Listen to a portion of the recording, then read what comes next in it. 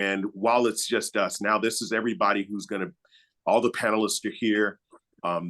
Everyone, of course, knows me, but quickly, I'm Reginald Adams, and I'm based here in Houston, lead artist for the original Juneteenth mural in Galveston. And that really was the jumping off point to now 14 murals, 14 cities across the country.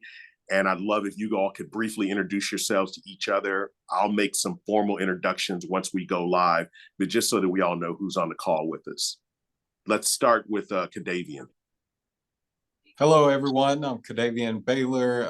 I was a part of the team of the Origin mural in Galveston, Texas, under the leadership of public artist Reginald Adams. I went on to do Shreveport, Louisiana in 2022, which yielded a tremendous response from the community, which I'm so happy to share with you all. And I'm excited to meet you and see how this thing continues to grow. Thanks, KD. And how about Tae? Do you want to introduce yourself real quick? Sure. Tae Jackson, Fulton County Arts and Culture, the Emma Darnell Aviation Museum and Conference Center here in Atlanta. It's a pleasure meeting all of you. I did invite some of our colleagues to come on board, and I think some of them are double booked today, so they may or may not be joining or just listening in. I know Tisha Smith is our program coordinator and curator here in Atlanta. She will be actually chiming in on this discussion today, but we're looking forward to the project. So it's nice to be invited. Nice to see each and every one of you, and I look to hear more. Thank you, Tae. I just saw Tae 2 days ago when we had a chance to site visit the site, the Fulton County Arts and Culture, and it was such a warm welcome, and really, really looking forward to bringing this story to life there with the artist Fabian Williams. Kristina, please introduce yourself. Good morning. I'm Kristina Noell. I'm the Executive Director of the Anacostia Business Improvement District. And we have just been named the Arts and Cultural District for Washington, D.C., so we're very excited. And the timing of Reginald reaching out to us for this amazing project could not be better.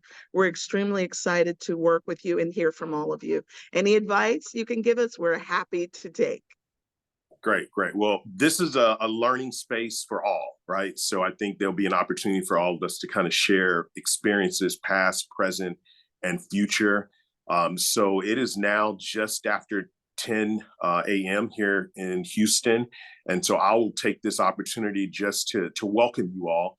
And Sam, if you want to let our viewers and our guests in, this would be a great time to do so. I'll start just really by sharing my gratitude for those of you all on this call, the panelists, each of you all in the organizations you represent, and the artists who have been part of really a dream come true.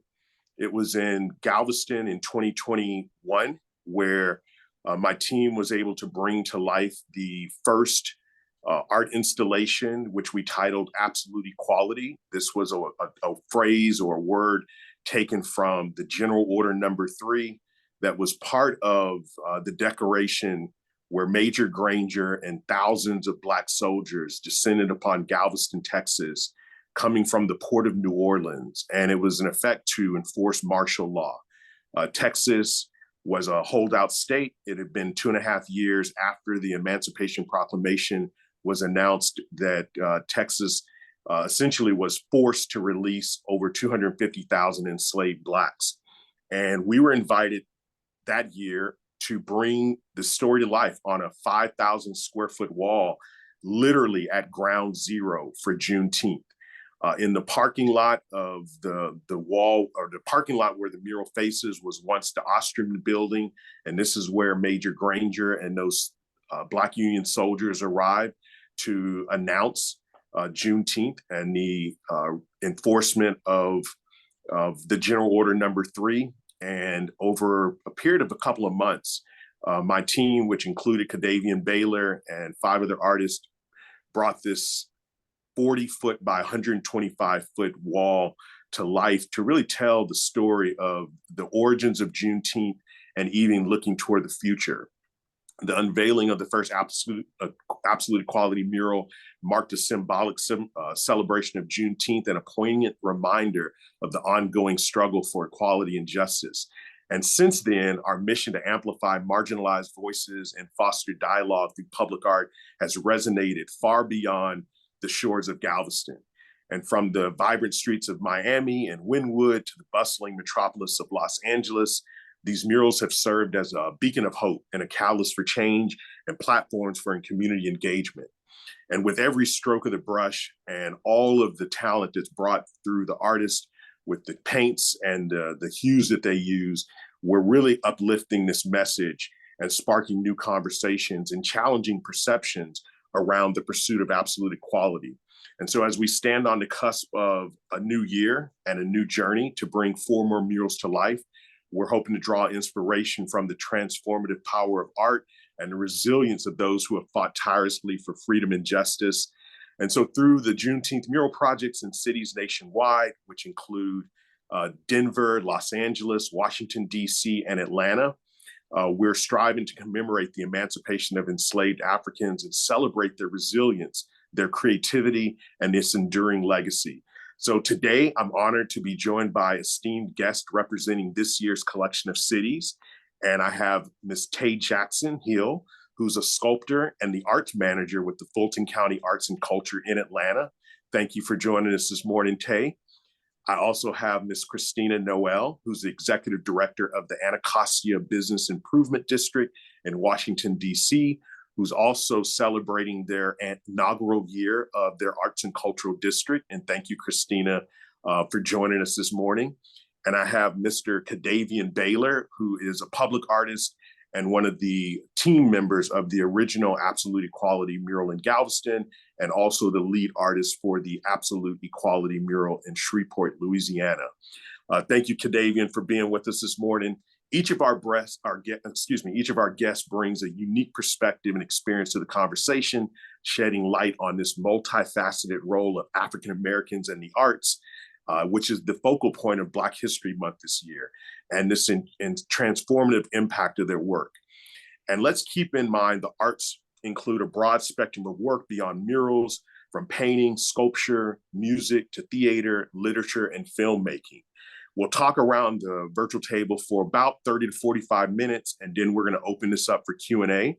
And so together, let's embark on this journey of exploration, inspiration, and empowerment as we honor the enduring legacy of African-American artists and reaffirm our commitment to the future of equality and justice for all. So before we start, I'd like to thank Capital One, one of our major funders of this initiative. This is the 3rd year they have supported the Absolute Equality Juneteenth Mural Project. And of course, we can't do this work without our corporate partners. So thanks again to Capital One. And I'd love to start now by beginning our conversation. And I have just a few questions I'll start, but then we'll flow just into a roundtable discussion, really focusing on how we perceive and how we understand the role that African-American artists play in shaping cultural narratives and challenging societal norms. And so I'm going to direct this question to Tae first, and I'll reiterate it. And I'd love for all of you all to consider your own response to this question, but I'll restate it. What role do you believe African-American artists play in shaping cultural narratives and challenging societal norms? Tae, what's your thoughts? Wow, amazing question. Artists have always been the front line of being our community journalists. News that is not rarely reported is reported through artists who live throughout the communities. They have an access that mainstream news media may not have, but they're able to convey it with that neighborhood vibe and feel. Here in Fulton County, that access is very important. Being able to express yourself, convey what's going on in your communities and neighborhood, whether it's through drawing, painting, artistic expressions, dance, music, is vital to how we live here in Atlanta. We are a hip hop mecca.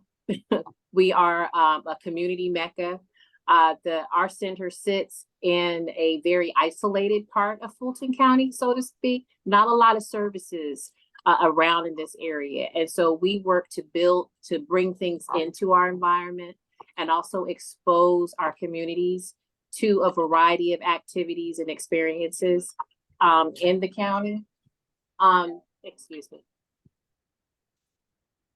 Through our art galleries, we're able to bring in artists from around the region as well as national artists that can educate, convey. We always do an educational program with, excuse me, my phone seems to want to have fun with us too today. Isn't that funny? It's been quiet all morning.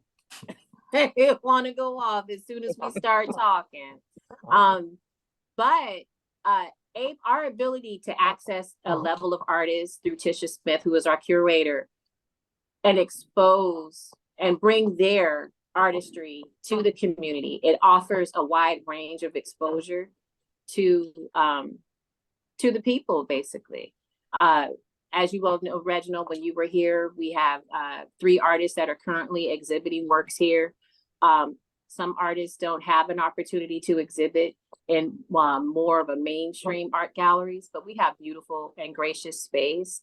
We offer the community an opportunity to come in and actually meet, greet, and talk with the artists, participate in educational activities with the artist, it offers a level of exposure. I'm not quite certain if I answered your question. You did. I mean, the idea is it's how, you wear multiple hats, right? As an African-American artist, but also as an administrator. Right.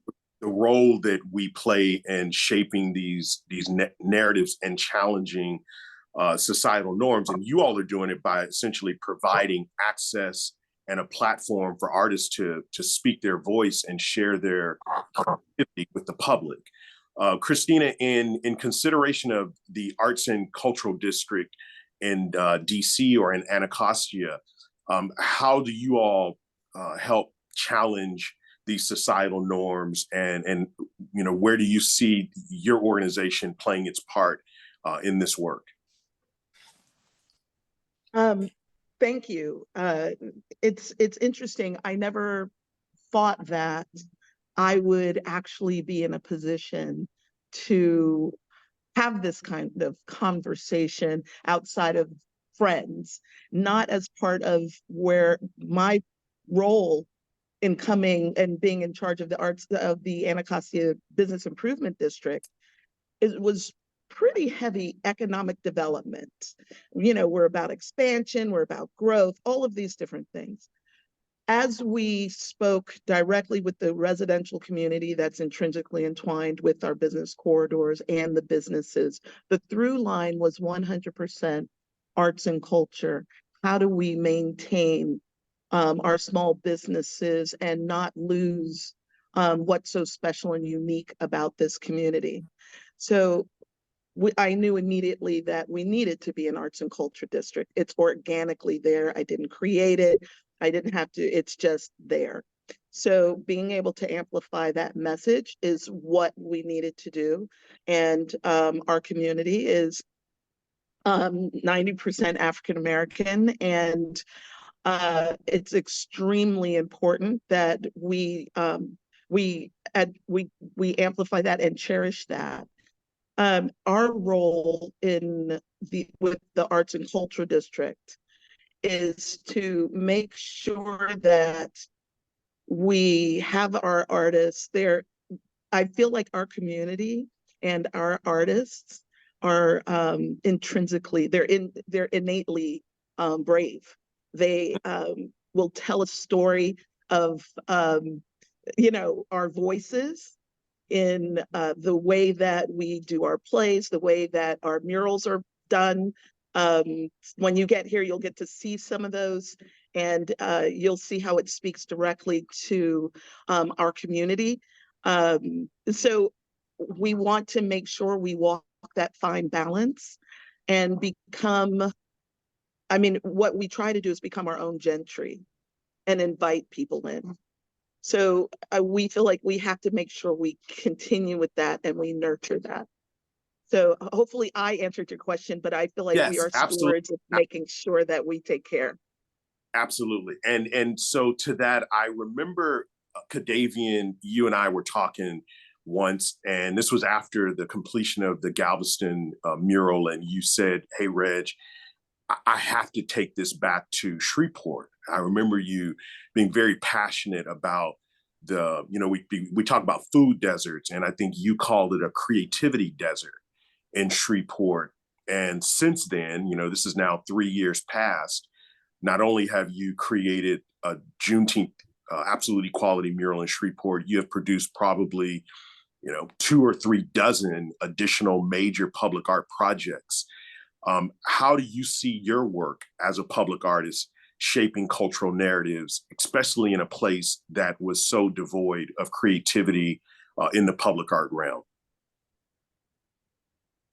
I would start by saying none of it would have happened without my time in Houston at Reginald Adams LLC, learning about the importance of using art to communicate to the community and educate and to celebrate our cultural heritage. So it started there. And from that conversation, which I remember too, I did not know about Shreveport's history and the relevance of Juneteenth to the location.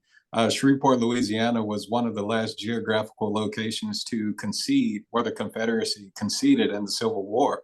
So in the middle of downtown, to do a 2-story mural that says absolute equality on it with Adinkra African symbols on it in the corners that preach messages of love, hope, and unity. I think it was something that was very instrumental to educating the community, to providing a sense of morality, love, hope, and the power of our individuality through the artwork. And it was an opportunity to communicate locally about the civil rights history that had taken place there, and other moments, just segregation and discrimination, that I feel like this mural is used as an opportunity to document how far we've come and the direction that we'll continue to go. So it's been very instrumental to my community. And how has the work been received? I remember there was a project you worked on with some underpasses, and I'm following from afar a little bit of controversy. Can you share some of that controversy and how the tables turned now that that project's been finished and perhaps set in a little bit?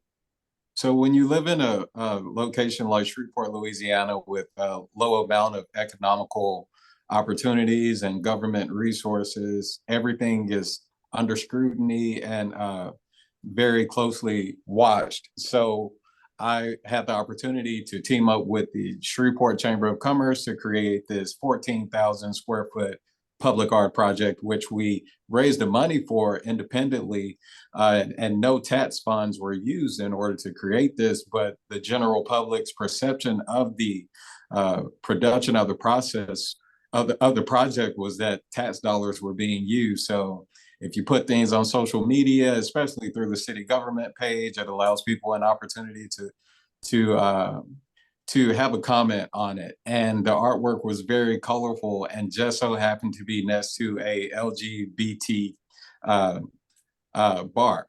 So people thought that it might have been a celebration of pride, which I had no personal issue with.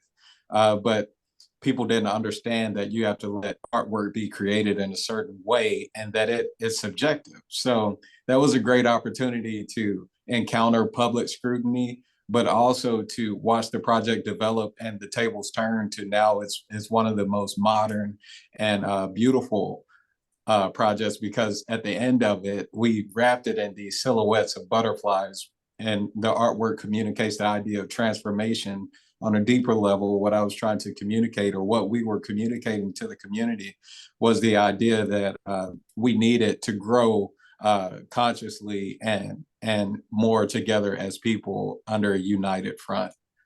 Yeah, and that's a great example of the power of art to change and shift societal preconceptions, right? And so, Tae, you have been working with Fulton County Arts and Culture for over a decade. Can you share examples or an example of perhaps a project or an artist that may have brought something in that was originally not as well received, but over time and as the community was able to understand the message and the creativity, there was a shift. Are there examples either in your personal work or through the organization where that may have happened? I want to say we did an exhibit about maybe 10 years ago. And the subject of that exhibit was human trafficking. It had been up for a very long time, for months. Do not ask me about the artists that we had in there, but the work was a combination of photography, mixed media, self-expression. There was a panel that was done and led by a young lady in our social services department in Fulton County. It involved police, probation, juvenile court was there. And we were able to invite the community in to participate in a panel that talked about human trafficking, what to look for, things people say, bringing more awareness to it. And that's exactly what that exhibit was. Towards the end of that exhibition, we got one of the hugest complaints from a patron that said that because they thought it was pornographic, that the images were racist in a nature, sexual. They took such an offense that it was like, take the artwork down. So then you get into censorship, right? We're like 24 hours away from the exhibit being over anyway. It had been up for months. And I'm like, well, how could you actually miss seeing this exhibition? It's been in the atrium. It was in the atrium of Fulton County for a very long time. And so to now be told that this patron is upset, wants it down immediately, and it caused a huge stink. So naturally, I waited 24 hours and I took that work down. On schedule, but not by on schedule. But it wasn't without, when things like that happen in the county, those complaints happen because we don't like complaints. Artwork should be seen for all. It should not discriminate. It shouldn't have, obscene, profane language in it, family oriented. We, as the installers, our curators of this exhibit, thought it was in good taste. The artwork was very well done. The artists are in our registry. So it was not seen as pornographic, but that's my interpretation. Sure. According to this viewer, they became very upset simply because they thought it was a shot at their culture, their race. Why are these things here in a government facility? Why are we using our tax dollars for this style of artwork? And I just thought it was weird because we had high and very good reviews. And it was at a time when human trafficking was huge. There were initiatives being done, talks being done. We had signage going up in our facilities about human trafficking. We had some things in the news that said, watch your children because don't take the bus by themselves. Keep an eye on them. So that to me it's always been a turning point. And there's a lot of incidents here in the county where we experience where a patron may not like nudity from a watercolor drawing or painting, the imagery, they may not agree with the photography. It may even be a photograph in a publication that's sitting out on one of our community tables that a patron stumbles upon, or one of their children may stumble upon that they do not like, and then it becomes a problem. So then you as an administrator are given the option or the demand to remove these articles, right? And so personally, in my personal artwork and the things that I do, I pick quotes from the headlines. Right now I'm working on a piece and I have embroidered the language fiery on the backside of it. That's paying homage to Fani and what she said during her testimony, defending her personal life. Now, whether it's right or wrong, I took offense to her being called fiery. She gave an aggressive testimony. And I'm like, but I didn't see it as aggressive. I saw it as she stated her case. She defended her point. You're poking at her personal life. And no, she's not on trial. Sure. But oftentimes we all are on trial for something by someone over whatever topic that a person may describe as being offensive to them that we may have done as an artist, right? Yes. But just to bring that, I don't want to get off topic with it, but more so, it's about a personal preference, really. It really is. And so Fabian is our select artist who's well known in the area, who's done several murals around town. He had one that was Colin Kaepernick, which brought my attention to his artistry, which I thought was very well done. And at that time, it was a lot of controversy around that, you know, about Colin Kaepernick in the nation. It stirred up a lot of emotion all throughout the land, right? And so murals began popping up all over the city. Whether it's, you know, Fulton County is different from the city of Atlanta, but it stretched throughout downtown areas. The Fulton, you may have seen a graffiti artist put something up. So things become political and controversial very quick. It becomes heavily opinionated, influenced by social media or media period, and of course, media coverage. But here in the county, you have to kind of keep things neutral because it's arts for all. You want to have access for all. You don't want to do things that are offensive. Even the work that we show in our gallery spaces, we tell the artists, you know, nudities, if there's a censorship, I make sure my downtown managers know, or my director knows.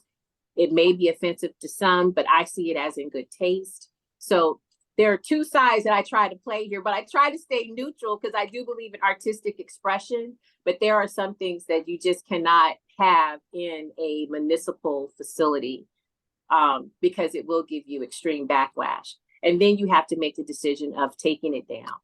Right. Well, it reminds me of an experience I had with the original Absolute Equality mural in Galveston, where it's essentially a chronological timeline. And part of the artistic license that we took was to not start the journey of Africans in America at slavery. So I included an Olmec sculpture into the mural and didn't think much of it. You know, it was just part of the design, and it's where we began. I have a strong understanding through research that Africans had arrived in the Americas far beyond Columbus, who really never arrived in the United States or America as we know it now. But nonetheless, murals done. You know, Juneteenth is a national holiday. The entire media world descends upon Galveston for this story.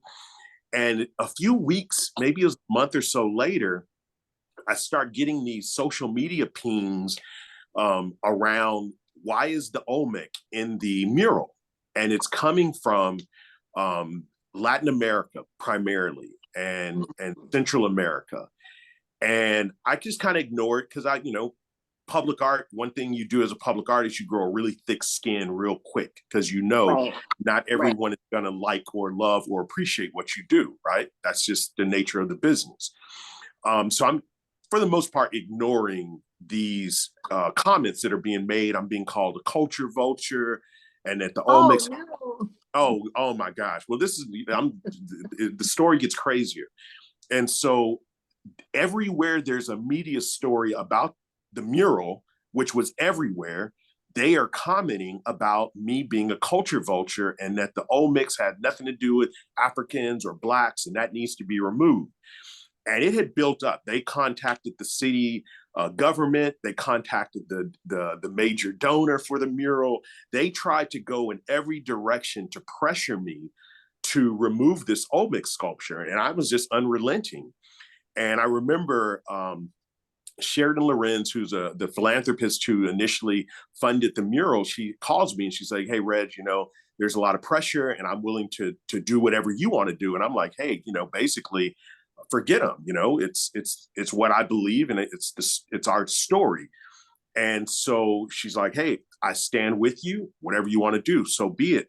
Well, about a month later, after a change.org petition had been developed, it had garnered thousands, they had tens of thousands of signatures. They had brought in an influencer who did a commercial.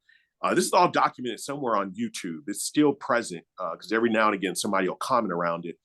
It wasn't until I got an email and they had sent me the address to my son's private school. So I have a 6-year-old son. He was 2 at the time, 3, and he went to a very small, very discreet private school that you would never know about unless your child went there. And they sent me the address, and it was stated in the email, if you don't make the omic disappear, we'll make him disappear.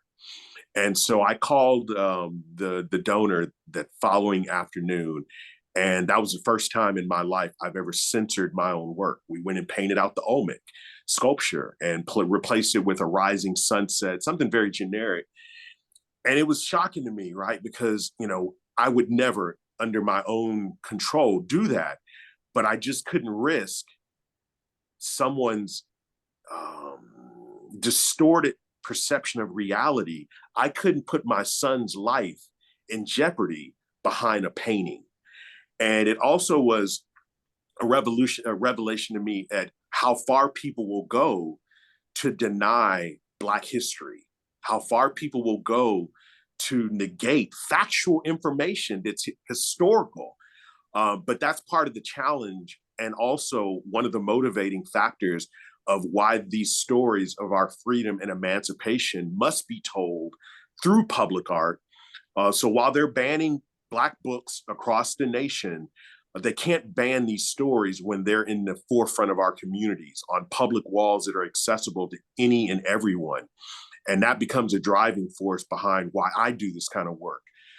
So I want to pivot to our friends in DC, and I'd love to hear from you, Kristina, around how you have seen your arts and cultural district shape what's happening in Anacostia, or have you seen changes happening in that area as a result of the work that you all been doing with public art and other artistic activations? Yeah, so, these stories are pretty amazing. And like you, I hadn't thought that the curation of change would happen through this arts and culture district. There's a lot more murals that are taking place. The community is very much engaged in this arts and cultural district, and we have a pretty loud voice here in this community. And just like you all, we had a mural that was done, and it was a mural of Ruth Bader Ginsburg, and they put tattoos on her face of a heart with Anacostia on it, with a sword going through it. Black Lives Matter on there, George Floyd's face on there, and then ideas coming out of her head. And it was like at that time on one of the biggest walls that we have on our main corridor, Martin Luther King Jr. Avenue. Freaked me out, because when it was done, I was like, oh my gosh, the community is going to go off on me. This is crazy. Oh my gosh. I literally stood out there for hours asking community passerbyers, what do you think? What do you think? What happened actually changed me and the way that I think about art, about public art, because our community embraced that mural. They thought it was great, to the point where there was a small group of folks that really wanted it down from other areas of the city. They just wanted it down. Our community, even on the news, they were like, if you don't like that, then there's something wrong with you. They felt that it spoke to where they felt that they were coming from. So for me, at first I was mortified. I was like, oh my gosh, they're going to think but our local community, it was about how they feel and what they were going through. And my perception has changed. So with this arts and culture district, what we have seen is our community coming together. It's not as siloed as it had been. this community, that community, you know, and who's doing what and who's getting what funding from where, that kind of thing. We've been able to create an arts, culture, education, and entertainment advisory council to the Business Improvement District, where we have multiple communities within our district come together and talk about what they want to see, the discussions they want to have.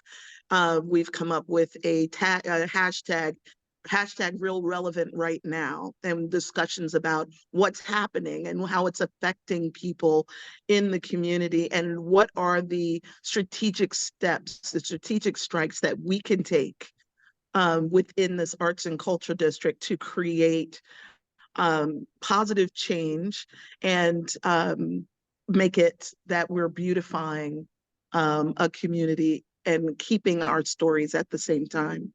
Again, you know, we're in the midst of evolutionary change here for this community because there's a new focused energy of investment here. So this arts and culture district, the timing probably couldn't have been better because there's something to grab onto to make sure that that balance remains. And now we use that as leverage to be able to get funding as other areas of the city receive, to be able to help artists to sustain and to be able to create exterior art pieces that the community and others want to see so that we can invite others in. Beautiful, beautiful. And so as it's early, right? A lot of folks are like, Reginald, why are you talking about Juneteenth, right? We're 5 months away. But it takes time, you know, as an administrator, you all know it takes time to develop the connections and the relationships and put things in place logistically to be ready for Juneteenth. So as we celebrate Juneteenth and reflect on the journey towards absolute equality, what message do you hope to convey through your organization and this partnership? And I'll stay with you, Kristina, since I'll be there tomorrow. What would you love to see come from this connection with the Absolute Equality Juneteenth Mural Project for your particular community or through the Arts and Cultural District? Just that, step towards absolute equality. You know, we have to be conscious in our creation and the again, the folks that we partner with to create masterpieces, like I know you will, in our community. So access is also a major piece to this, being able to be exposed to artists like yourselves in person, to be able to engage our community, to be able to a community that people want to be a part of and to bring precious artwork to, exterior artwork.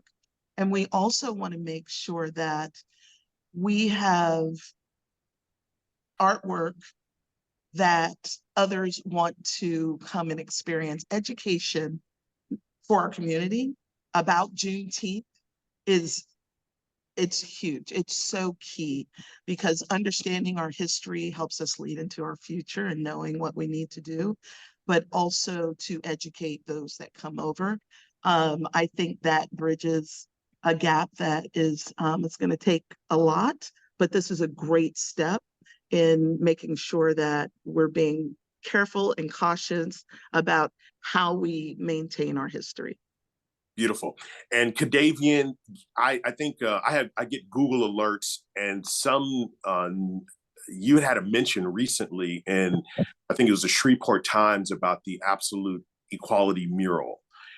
What's the ripple effects that you have seen from that piece being downtown? And do you see the mural being utilized again this year as part of the Juneteenth celebrations that are really growing and building momentum in Shreveport? Yeah, that's awesome. In the inception, and I know that you could share this experience in the creation of the artwork, you never know all of the things that will yield from creating a piece of public art. So this mural sits in the middle of downtown, and there are so many parades that travel the route that go right by the building. So you get all these incredible shots. But what's so funny to me is when I get a Instagram video or a Facebook video and somebody is shooting a music video in front of it, or, you know, there are younger kids and teenagers that are tapped into the new social media, TikTok, and they're using it as a backdrop. So you think about, hey, what's behind them? If you think deeper into it, you know, it's a really cool situation in that they may not be fully tapped into all of the details that are included in the artwork, but some kind of way you feel connected to it and you know that it's working in ways that you didn't even expect to. So there, outside of the absolute equality mural, that happens all the time, and it's such a like special experience and a surprise for a public artist.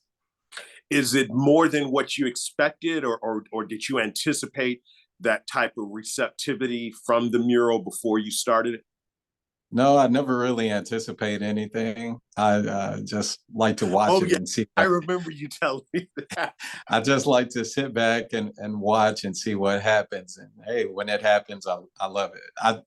What people always ask us about is, how are you going to maintain the mural? How are you going to maintain, what's the maintenance plan? And, you know, that is a question that needs to happen. But you know, I look around at all these buildings and anybody can go and paint on any building and anything. So a maintenance plan for me is sometimes like, oh man, I don't think anybody's going to do anything. We don't have to really worry about it. But people always ask, have any of your projects ever been defaced or anything like that? And that is the one that it targets. It specifically says something about racism and has never been touched.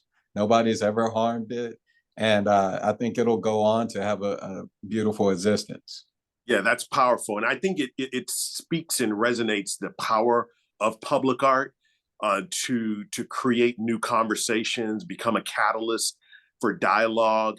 And so my hat's off to you for really seeing the need and being at the forefront of filling that need by bringing the story of Juneteenth and absolute equality to your hometown. Tae, I want to bring it back to Atlanta. Specifically with the Juneteenth update, and you all also celebrating your 10th anniversary. So there's kind of a double opportunity to celebrate. What do you hope comes from this opportunity to bring the Absolute Equality Mural Project to Fulton County Arts and Culture? Well, we are very excited. We are very excited, very proud, very happy. Just like you said, this is a part of our 10-year celebration. It is a part of our planning of being here for 10 years. When we first opened in 2014, we were supposed to open in May. We ended up opening on June 19th was the date that was picked before it even became a holiday here in the county. And so to have that mural, we picked the site for it to overlook Fulton Industrial on top of a hill, overlooking a major thoroughfare here in Atlanta is very exciting. What we want to do, of course, is to be the beacon on Fulton Industrial, the gateway to continue to educate and provide access to the cultural arts here in the county, but to also be a force for providing information and change. I would love for this mural to it's going to be with us for 12 months, to lead into more dialogue and conversation, discussions, for people to come, get out of their cars, venture on our lawn and go and take a look at this mural up close and personal and actually touch it. I love your programming that involves taking a group of people to the artist studio, offering them an opportunity to paint, to touch, to hear, to work with the artist, to invest their time, and, you know, whether they're an artist or not, to participate in an activity where, you know, most people don't paint, most people don't draw, but to experience history at those front steps at their front door. I love the topics that you picked. We went over that on Tuesday. It provides us with really good energy. The mural will also be a part of our sculpture garden. We have other artists who will come and install work for our June 22nd celebration. So it's a big day for us. It's a big opportunity to have a mural of this magnitude on this corridor. And I shared stories with you of the journey, of the hotels, and how Fulton County is wanting to revitalize this area of this strip, this industrial area here. How some things were torn down, motels were torn down. There was a lot of unsightly things. There's a lot of blight, abandoned buildings here in this corridor. So to add this thing of beauty right here in the city, just outside the perimeter in Atlanta, I'm really excited about it. I think it would be beautiful. It'd be something to see when you get off the highway among all of this, it's like brown, beige, dirt, grass, landscape. Yes, yeah. And you come down Fulton and division it with me. You come down Fulton Industrial and you go, oh my God. Right. Pow! What is that? Yeah. We don't have places to eat on this corridor. You got to drive 10, 15 minutes for a place to eat. No grocery store, no banking institution. To have Capital One say, yes, we're going to put a mural right here. We're going to support the artists. Even to have a chance for Capital One to come and talk about financial literacy with the community. 12 months of opportunity, or even more so, because we did talk about maintenance. What are we going to do with the mural after it comes down? Sure. Can it travel? Is it going to travel? Is it going to go to another state? Just to be a part of history. And it happened right here first at Aviation. We want to be your first site here in Atlanta. Love it. I know you got more ideas coming, but I don't even know if you really understand the magnitude of coming down this street and seeing such a light shine. I'm already thinking about what kind of lights we're going to put on. I'm like, how we going to get the people to see when because we have light boxes that illuminate at night, and that's done by another artist. They have been up for 10 years. Local artist, Michael Reese, going strong, right? So maintenance is a big part of public art. I'm already like, if those lights come on and then the Juneteenth mural lights come on, so at night, I can't wait for the photo op. So I'm very excited. And we are excited as well. You touched on something I just want to echo, because I know even in Shreveport, KaDavien carried the spirit of putting the public in public art. It's part of my ethos as a public artist. And from a very early stage of my career, I realized how valuable it was to ensure that the community could take ownership of the work far beyond hearing about it and learning about it coming, but actually participating in the co-creation of it. Because, sometimes I work in neighborhoods that are not necessarily my own, and I know I'm going to leave that work. And so it's really important for my creative process to leave work that's a reflection of the people that have to live, work, and play around it. And so part of that ethos that has now been woven into the Absolute Equality program is to ensure that every artist is contractually obligated to engage the community on some level. And so that's going to happen in DC. It's going to happen in Denver. It's going to happen in Los Angeles. It's going to happen in Atlanta. And it's a chance for non-artists, because that's usually who are targeted in those community engagement days, to be able to say, I did that. And there's a tremendous amount of stewardship and pride and protection that comes from that process. And then the follow-ups are highlighting the artists through the meet and greets that'll happen in the Capital One cafes, and it'll happen in your art centers, and it'll happen in your local organizations and spaces, so that we can give the artists the proper attention that they deserve.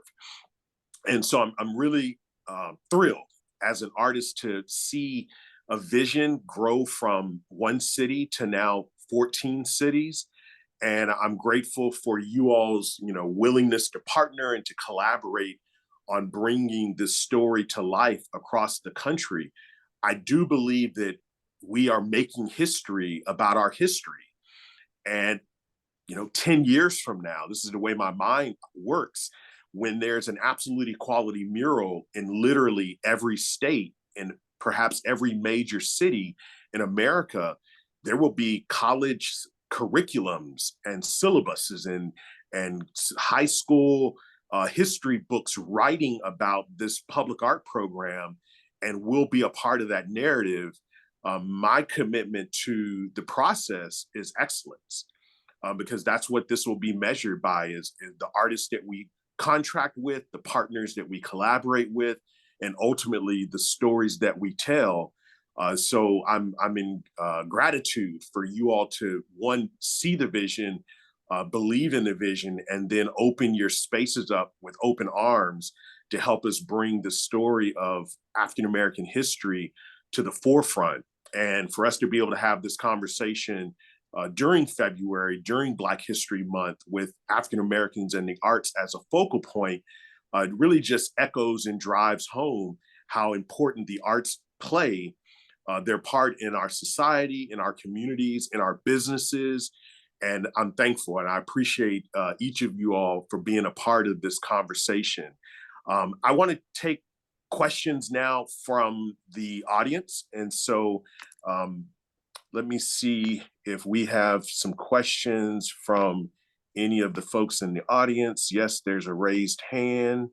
Let's see, the chat. Okay. All right. Okay, here's a question. It's just posed to the group. We actually touched on that a little bit. Are there any specific trends in African-American art community that you see that may be unconventional in terms of a broader audience? I'll repeat that. And any of you all panelists want to touch this, you're welcome. Are there any specific trends in the African-American art community that you see that may be, say, unconventional in terms of a broader audience?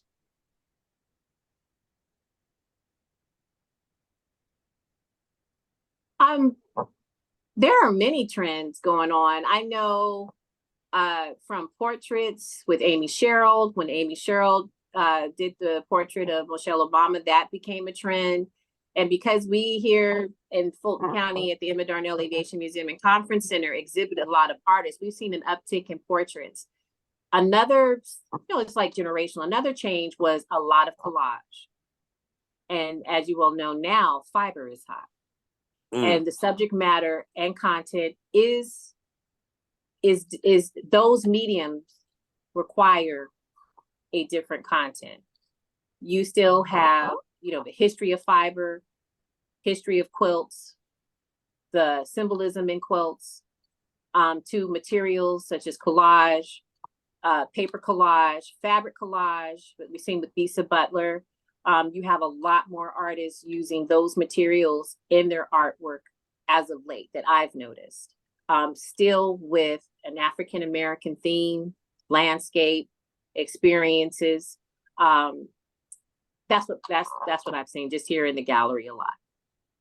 Wonderful. Any trends, KaDavien? You're on the ground in a couple of different cities now in Louisiana. Anything that you see or you are creating that may become the trend? Yeah, so my degree is in communication design, which is pretty much a graphic design and major with a marketing influence. So I'm always thinking about how to create something that looks a little bit more modern or that is reflective of things that the youth are seeing maybe on YouTube or on Netflix, or what are they consuming? I try to create content that is very closely related to that visually.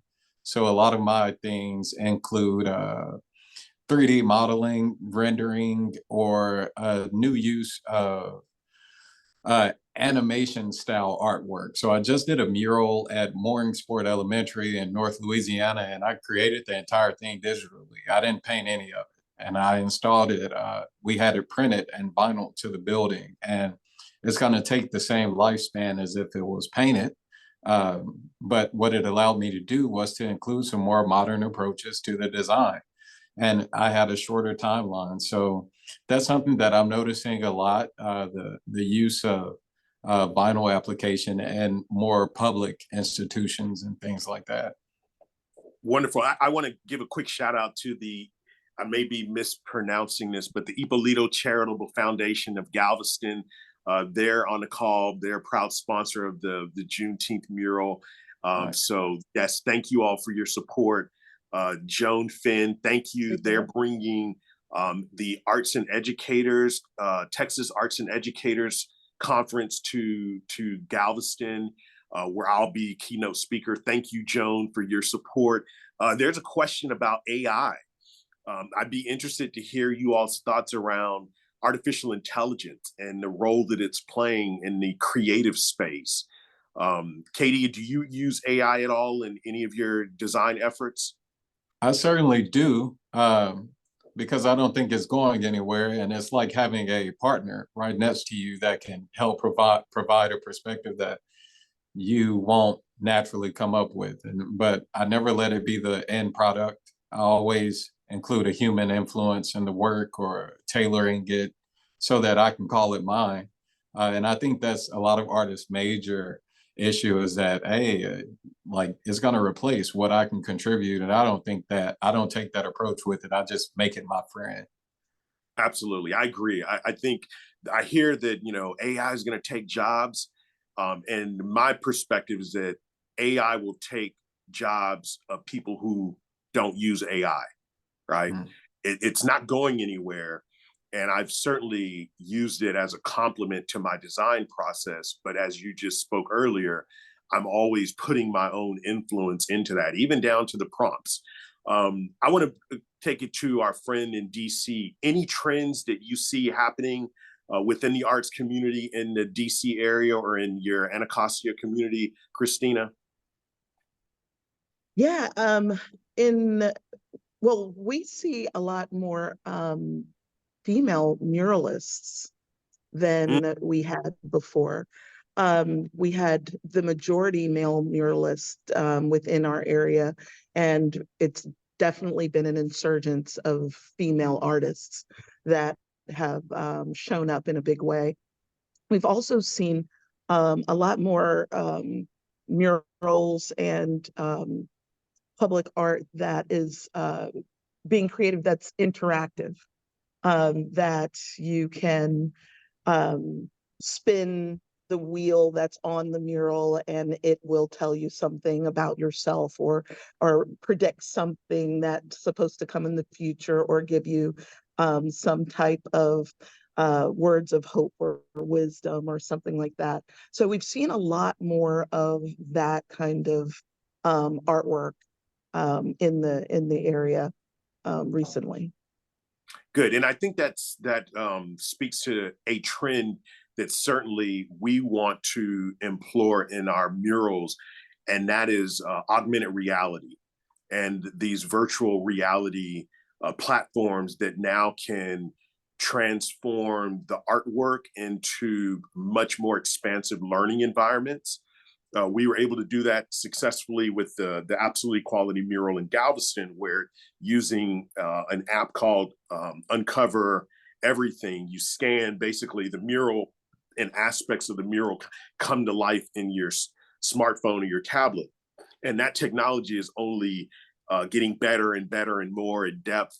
And what it does, it essentially helps those who may never come to that mural to experience aspects of the mural in a much more deep and rich and meaningful way. And we hope to bring that into all of these projects, even though we haven't talked about it. Tae, I want to dig deeper into that with you and Fabian as we kind of explore additional possibilities in Atlanta. But again, thank you all. I really am excited about this year and the work that will be created by each of the artists and these partnerships. And very thankful again to the support and the sponsors, particularly Capital One, for making such a significant contribution to bringing the Absolute Quality Juneteenth mural project across the country.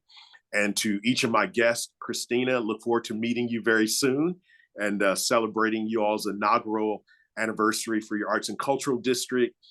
Tae, thank you for hosting us yesterday at the Fulton County Arts and Culture, and very much looking forward to working with you, Tisha and Fabian, and bringing that mural to life. And my brother KaDavien Baylor, we have some good work ahead of us. And I'm very excited watching your journey. So thank you all for being a part of this conversation. And with that, I'd like to bring us to the end of our program and encourage everyone, visit us online at www.absoluteequality.org, where you have more information about past work, present work, and things that we plan to do in the future, and also links to all of our community partners and the featured artists, where you can learn more about who they are and the work that they're doing. And with that, thank you all for being a part of this conversation and our journey and pursuit towards absolute equality. Y'all have a great afternoon. Thank you.